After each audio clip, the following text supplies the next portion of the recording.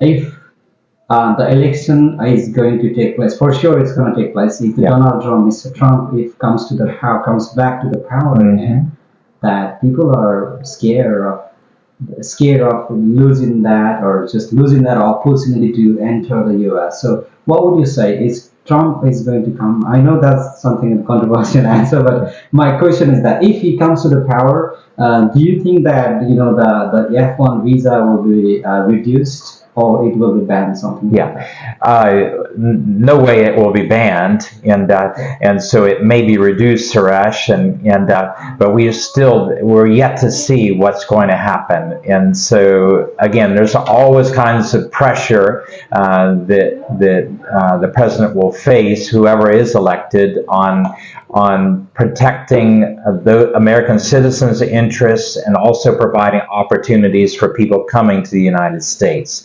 And so they have to find some sort of equilibrium to make sure it's safe for American citizens and doesn't threaten jobs and threaten other economic things and doesn't threaten security.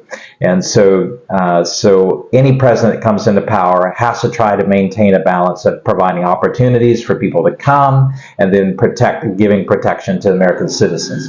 And so with that being said, that we find that the present administration has been quite open, and in the past, previous administration, it was a little closed, and so not completely closed, but closed, and to some degree. And so my encouragement and advice to people right now, Suresh, is that go ahead and make your travel plans now. And again, this is next year before we're seeing the elections. So and then The election is going to take place 2024, 2024 December, right? November. Oh, it's November. Yeah. Okay.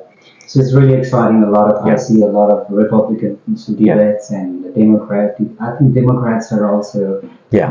just building the foundation so Yeah. strong for Yeah. 2024. So we'll see what happens, Suresh. We don't know what's going to take place in the future. Sure. And So I was going to ask you some questions. Sure. Why should people? I mean, there's a lot of students. They always ask, and this is one of those basic and one of those common questions that comes along with their F1 visa interview when they got their interview day.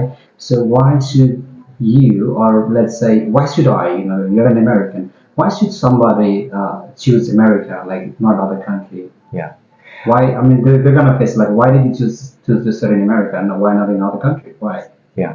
And so that's a great question. First of all, the student needs to make sure it's a match for him. Yeah. And so the United States is an English-speaking country, and the student wants to make sure he can do all of his studies and things in the United States, and if he's already geared and his mind is set for that, then it's going to be a good match language-wise. Then if it matches their academics, in other words, that the United States, again, more than any other country, offers a plethora of different subjects of study, different majors of study. And so normally the U.S. is the biggest opportunity for students to come and study in if they're wanting to study in English medium. And then and so you have that advantage. Then again, it's the largest economy, so it has the most resources, the most facilities available. The largest number of higher educational institutions is in the United States, and then it's a most flexible system. You can add subjects to your what you want to study. You can change your major to another major. You can transfer to another university, and so it's the most flexible system. And so you get a visa to study in the United States. You can add subjects that you want to study. You can change your major. You can go and study at another university. And so right now the U.S. provides the greatest opportunity above any other country for that. Okay. Sure. Thank you very much for that very beautiful answer. So I've got one more question that, Sure. Rather than question, I think since you've been a great trainer and people have always been really, just interested in learning from you. So at the end, Greg, would you give some advices or some suggestions to the students for trying to improve their English? Also, who are thinking to actually study in America in the future.